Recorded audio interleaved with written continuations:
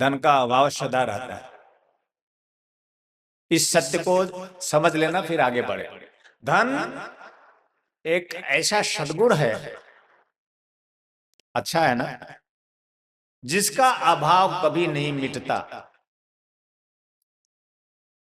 धन का अभाव कभी न मिटने की स्थिति है, कभी नहीं मिटेगा, ध्यान रखना।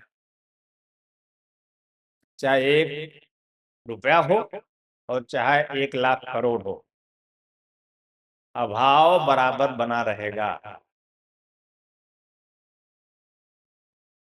धन का अभाव कभी कोई मिटा ही नहीं सका। आप क्या समझते हो धन को? धन लक्ष्मी है, वो कभी पूरा हो ही नहीं सकता। और ये तब तक पूरा नहीं होगा जब तक आत्मधन नहीं मिलेगा, जब तक प्राण धन नहीं मिलेगा, जब तक प्रेम धन नहीं मिलेगा। जब कभी आपको प्रेम होता हो, आप ऐसे समझ सकते हैं, कभी किसी से प्रेम हुआ हो तो भागने का मन हुआ होगा। किसे किसे भागने का मन हुआ, हाथ उठाए। प्रेम हुआ हो और भागने का मन हुआ हो।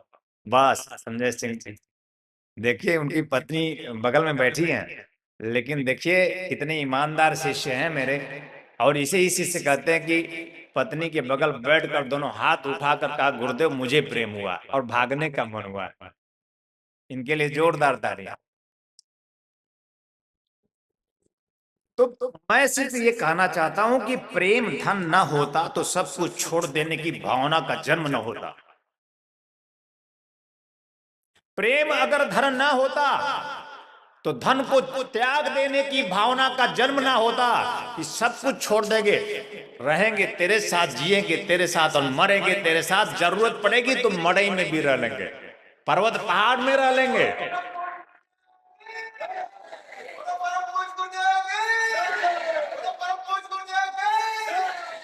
यानी सुकून कब है? जब प्रेम है। शांति कब है? जब प्रेम है। प्रेम धन है। देखो जरा, इसी धन से हम बढ़ते हैं। हम अंदर से रुक जाते हैं, बाहर से सामाजिक भय के कारण भरे भाग जाने का मन हो, लेकिन अंदर रुक गए होते हैं, अंदर एकनिष्ठ हो गए होते हैं, अंदर पा लिए होते हैं, कुछ पा लिए हैं। उसको संरक्षित और सुरक्षित करने की भावना का जन्म पलायन करना होता है। सोचो आप, प्रेम धन महत्वपूर्ण है, प्राण धन महत्वपूर्ण है। पत्नी कितनी प्रेम करती है आपको, और आप भी कितना पत्नी को प्रेम करते हैं। और दोनों एक साथ सोए रहते हैं और सो जाते हैं, दोनों खो जाते हैं, दोनों एक दूसरे के साथ नहीं होते। जो इतना समीप साथ रहते हुए भी दूर होता है, कहाँ होता है पता नहीं होता। पति पत्नी अतिशय प्रेम प्रीतिकर एक संग होते हैं, लेकिन दोनों सोने के बाद या देवी सर्वभूतेषु निद्रा रूपेण संस्थिता, निद्रा रूपी माया के आगोश में वो दोनों दूर हो जाते हैं, कुछ पता नहीं होता कहाँ गए होते हैं। मृत्यु तुल्य निद्रा में समाहित हो गए। और एक दिन हमारी मृत्यु ऐसे ही हो जाएगी, पति मर जाएगा, पत्नी रोती रहेगी। किसके लिए? किसके लिए? वाह, मेरे शिष्य हो गए थे। प्राण धन के लिए। मैंने वही कहा, प्रेम धन, प्राण धन, आत्मधन। प्रेम धन है, प्राण धन है तो पति है, प्राण धन है तो पत्नी है, और प्राण धन है तो स्वजन सगे संबंधी हैं। अगर प्राण धन नहीं तो कुछ भी नहीं। और मैं चाहता हूं तुम्हें प्रेम धन देना, मैं चाहता हूं तुम्हें प्राण धन देना, और मैं तुम्हें चाहता हूं आत्मधन देना। वह आत्मधन जिसे पाने के बाद वह अमरता तुम्हें प्राप्त होगी, वह अमृत तत्व तुम्हें प्राप्त होगा, वह निखिल तत्व तुम्हें प्राप्त होगा, वह सद्गुरु सत्य तुम्हें प्राप्त होगा, जिसके लिए तुम्हारा जन्म हुआ है। जन्म इसीलिए हुआ है और किसी लिए नहीं।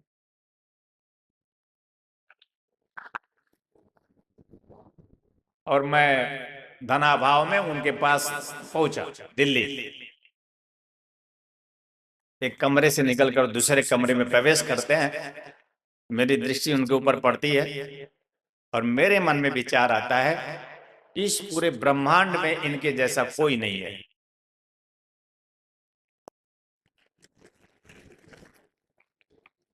शिष्य का अर्थ समझना और गुरु का अर्थ समझना। गुरु का अर्थ एक ऐसा दर्शन और शिष्य का अर्थ एक ऐसा दर्शन जो आपको रोक दे, जो आपको स्थिर कर दे, जो आपको स्व में कर दे, जो आपके प्राण धन आत्म धन की ओर ले जाए। वही मैंने कहा शिष्य है, वही कहा मैंने गुरु। ये दोनों एक ही शब्द, एक ही सत्ता के दो नाम गुरु और शिष्य, शिष्य और गुरु है।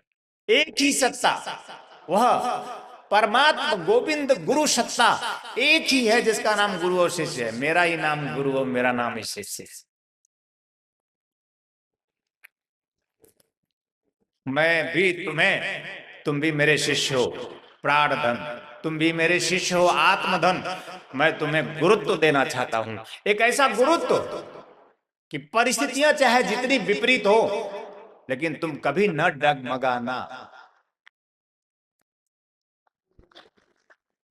जितनी भी विपरीत परिस्थितियां बाहर होगी, भीतर तुम्हें कोई हिला ना सके। एक ऐसी ताकत देना चाहता हूं, ऐसा आयुष्मान देना चाहता हूं, एक ऐसी दीक्षा देना चाहता हूं, एक ऐसी आयु दे देना चाहता हूं तुम्हें जो कभी कोई मार ना सके। मैं जानता हूं कि मृत्यु तुम्हें मार देगी, एक दिन नींद में सुला देगी, और मैं नहीं चाहता कि तुम मृत्यु समक्ष हो, लेकिन तुम्हारी ऐसी अमरता गुरुत्व की हो, एक ऐसी चेतना अमरता अमृत तत्व की हो कि मृत्यु तुम्हें मार के भी न मार सके। एक ऐसी सत्ता, एक ऐसी सुगंध, एक ऐसा आप्लावन छोड़ के जाएंगे इस धरा पर, ना भूतो न भविष्यति की कोई। निखिलेश्वरन की सुहास सुगंध स्वामी कमलेश्वरानंद हमारे गुरुदेव, मुझे मृत्यु भी मेरा कुछ कर नहीं सकेगी। एक ऐसी भावना चेतना के रूप में। बोलो ना जय श्री नारायण, जय श्री नारायण, हर हर महादेव, हर हर हर। वो कह रहे हैं कि इनके अंदर पुकार और तीव्र होनी चाहिए। मतलब महादेव मतलब महादेव, हर हर हर महा। महादेव की पुकार, सिर्फ महादेव की पुकार होनी चाहिए। महादेव।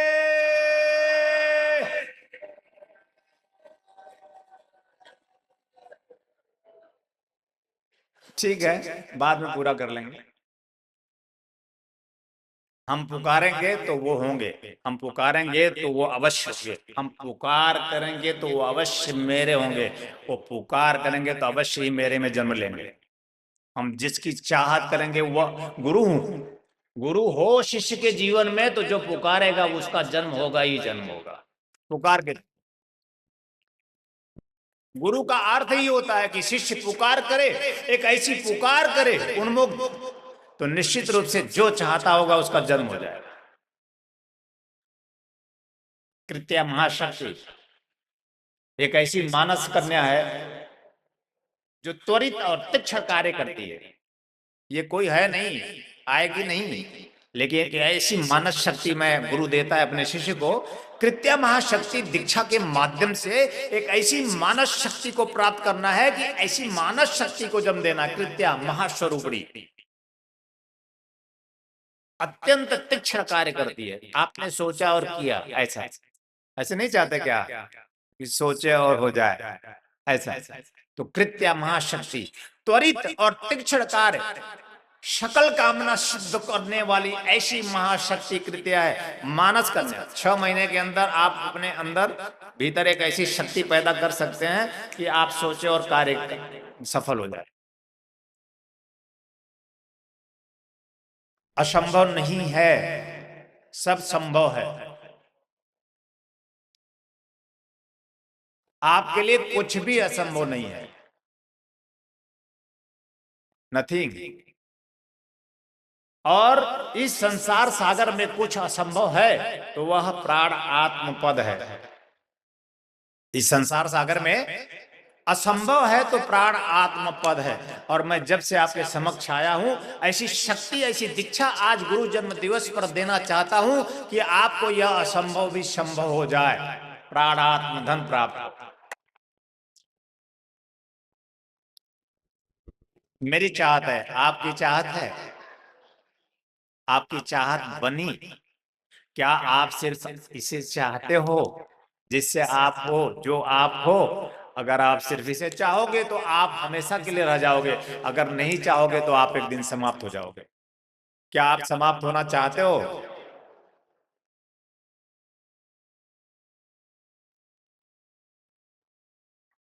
ये शिष्य सोचता है कि हे गुरुदेव, आप मेरे गुरु हैं, मैं आपका शिष्य हूं, मैं आपके समक्ष हूं, मैं समाप्त नहीं होना चाहता, मैं मरना नहीं चाहता, मैं मृत्यु को प्राप्त नहीं होना चाहता। ये शिष्य की सोच होनी चाहिए। मैं मृत्यु नहीं चाहता, अमृत चाहता हूं। कठोपनिषद में 108 उपनिषदों में एक प्रमुख उपनिषद कठोपनिषद, उसमें एक शिष्य ने, नचिकेता, अपने गुरु यमराज, मृत्यु के देवता यमराज के समक्ष बैठकर यही कहते हैं। एक 5 साल का बच्चा, एक शिशु, एक शिष्य कहता है कि मैं प्राणों को विखंडित कर देना चाहता हूं, मैं मृत्यु को परे धकेल देना चाहता हूं, मैं समाप्त नहीं होना चाहता, मैं मृत्यु को पार परे कर उस अमृत तत्व को पान कर लेना चाहता हूं। यमराज, इसका अर्थ समझते हैं? इसका अर्थ समझते हैं आप? इसका अर्थ होता है कि आपके अंदर भी प्राणों में सिर्फ यही पुकार होनी चाहिए, उस अमृत तत्व का पान करना है। गुरुदेव, मनुष्य हो इसलिए पशु नहीं हो, पक्षी नहीं हो, कीट पतंग नहीं हो, मनुष्य हो, और सिर्फ मनुष्य के लिए ऐसी उपादेयता, सिद्धि और सफलता है, जीवन की यह परम श्रेष्ठता है, अमृत तत्व का पान करना।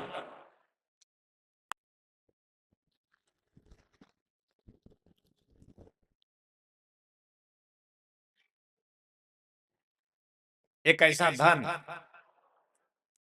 गुरु दर्शन हो कि एक ऐसे धन की पुकार हो। मैंने कहा इनके जैसा तो कोई है ही नहीं ब्रह्मांड में। विचार आता है और शिष्य के मन में गुरु के संबंध में सिर्फ एक विचार कि मेरा गुरु, एक निष्ठ शिष्य ऐसा होता है कि जिसे देखा तो देखा, देखता ही रह गया, ऐसा देखा तो देखता ही रह गया, एक ऐसा विचार बन जाए। और जिस दिन ऐसा विचार गुरु के समक्ष, गुरु के साथ बनता है, शिष्य के जीवन की पूर्णता सद्मार्ग की ओर हो जाती है।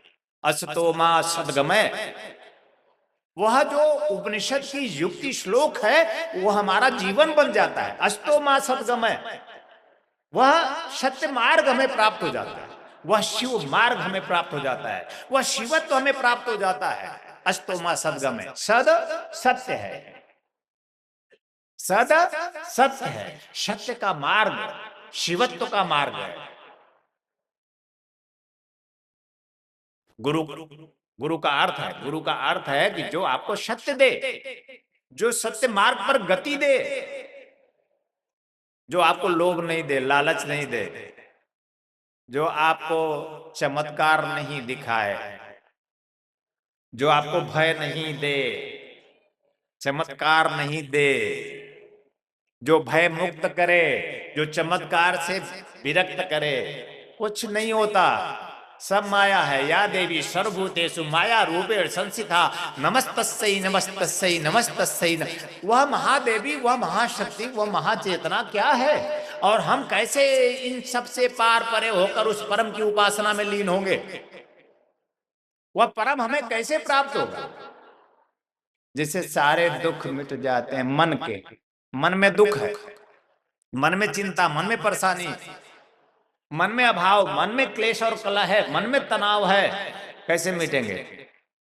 जब हम प्राण धन पाएंगे। शरीर और मन में जीता हुआ आदमी पशु जीवन जीता हुआ समाप्त हो जाता है, शमशान में जाकर सो जाता है। और हर एक व्यक्ति मनुष्य मन और शरीर में जीता है। शरीर और मन से आप परिचित हैं, प्राण और आत्मा से आप परिचित नहीं हैं। और इस जन्म दिवस पे, सदगुरु जन्मोत्सव पर, सदगुरु निखिल जन्मोत्सव पर मैं आपको प्राण आत्म धन से परिचय देना चाहता हूं।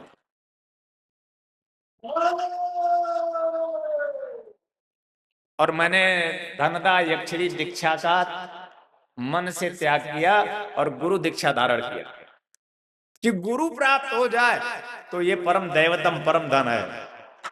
1996 जबकि गया था, ऋणग्रस्त था, उस धनाभाव को दूर करने के लिए धनदा यक्षिणी साधना लेने की 11 दिन में सोने की थाल लेकर आएगी और मैं ऋण मुक्त हो जाऊंगा। आप दुखी मत होना, मैं आज आपको धनदा यक्षिणी दीक्षा भी दूंगा। हाँ, तालियां। गुरु का अर्थ होता है कि जो आपको भौतिक जीवन की उपादेयता सिद्ध करे, और गुरु का अर्थ होता है जो आपको आध्यात्मिक जीवन की उपादेयता सिद्ध करे। वो सद्गुरु होता है। वो आपको किसी भी प्रकार से हीन रहने ही नहीं देना चाहता। पर गुरु दीक्षा में संपूर्ण दीक्षा है, और मैंने गुरु दीक्षा लेकर आया। पर जो धनदा यक्षिणी दीक्षा मैं लेने गया था, आज मैं वो धनदा यक्षिणी दीक्षा उपहार दूंगा।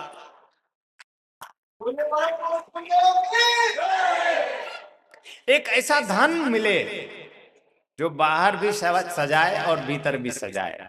एक ऐसा धन मिले जो शरीर और मन को सजा दे, शरीर स्वस्थ करे। आप नहीं चाहते शरीर स्वस्थ रहे? जब तक जिए स्वस्थ जिए, 80 साल न जिए रो रो कर गिड़गिड़ा कर भिन भिना कर। जब तक जिए स्वस्थ जिए। चाहे हम जिए 25 साल और चाहे जिए 50 साल, पर स्वस्थ जिए। स्वस्थ जीना ही धन है। और मैं आज आपको ऐसा स्वस्थ देना चाहता हूं, ऐसा स्वास्थ्य देना चाहता हूं कि आप जब तक जिए स्वस्थ जिए। एक ऐसा स्वास्थ्य शरीर से प्राप्त हो। विवेकानंद 32 साल जिए, आदि गुरु शंकराचार्य 32-35 साल जिए। देख लें आप जरा सा। पर इन्होंने अपने पीछे एक ऐसी अमरता छोड़ दी, एक ऐसी अमृत तत्व का पान छोड़ दिया जीव जगत के लिए, कल्याण के लिए, कि 80 साल जीना कोई जीना नहीं होता। पूर्ण आयु जिए। पूर्ण आयु मतलब हमने अपनी ज्वाला बिखेर दी, अपनी आग बिखेर दी, अपनी चेतना बिखेर दी, अपने प्राण बिखेर दी। हमारी याद को कोई भुला ना सके, ऐसी एक चेतना दे दी।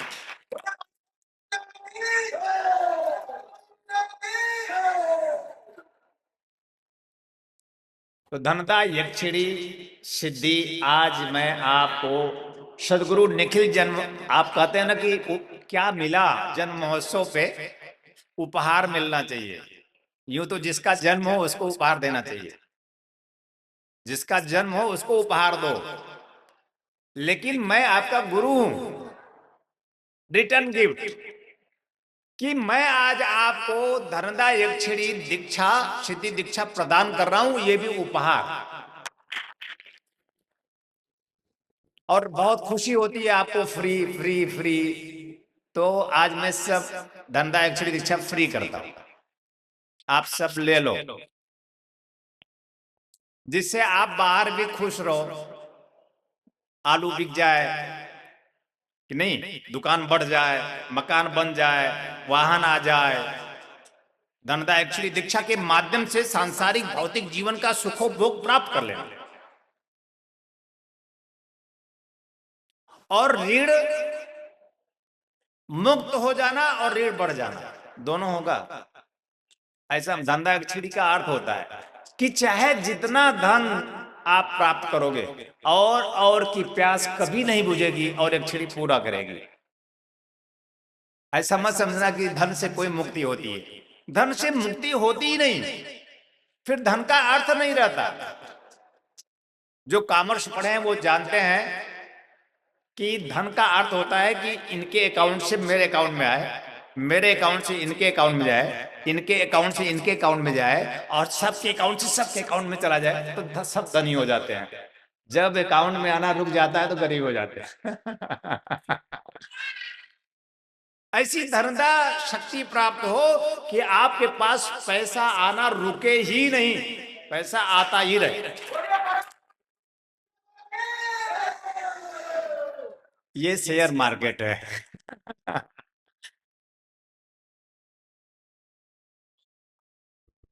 तो भौतिक जीवन में आप सुख भोग, थाली सजी हो, खाने का मन हो, शुगर हो गया, खा लें, कभी संकोच ना करें। अच्छा भोजन आज मिलेगा, खूब चाप के खा लेना।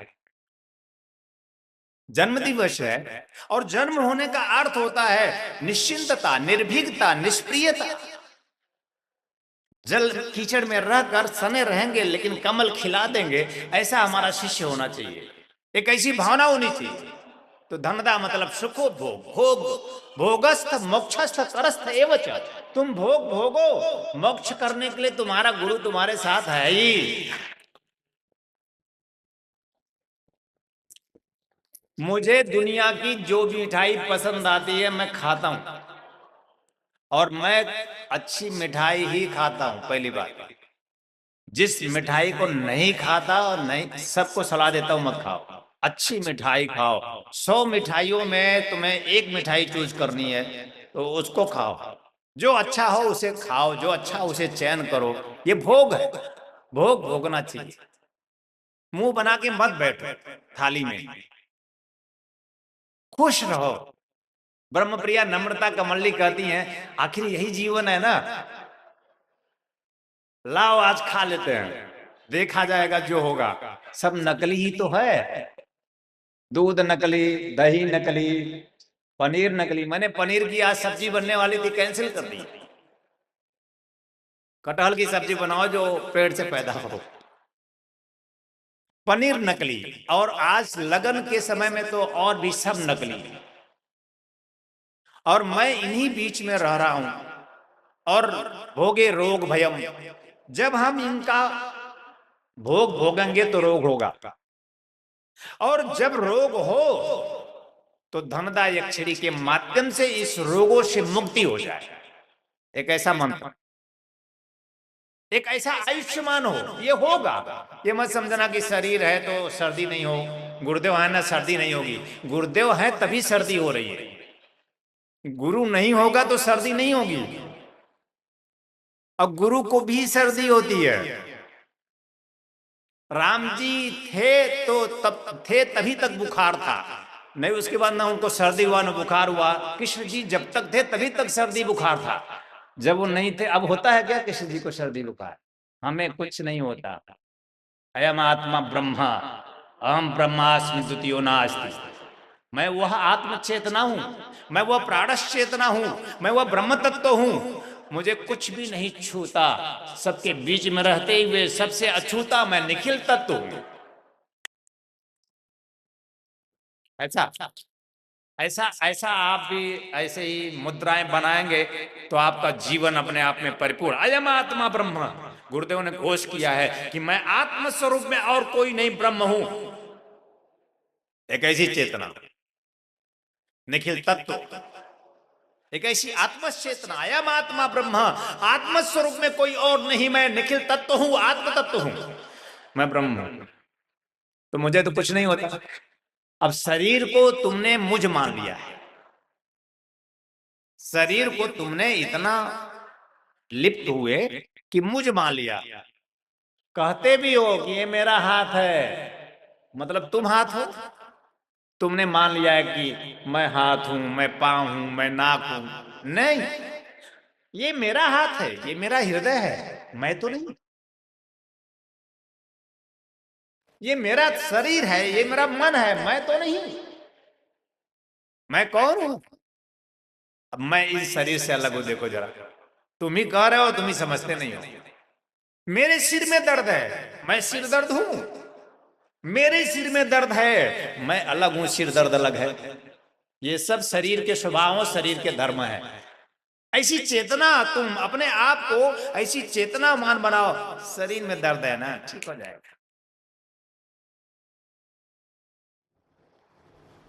तो शरीर को स्वस्थ करो, अच्छे से नहाओ, अच्छे से खाओ, अच्छे से रहो, अच्छे से सोचो।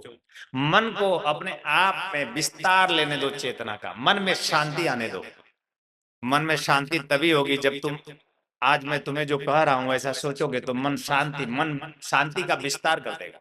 आपके मन में शांति होगा, हृदय में प्रेम होगा, प्राणों में पुकार होगा, प्रभु आपके द्वार होगा।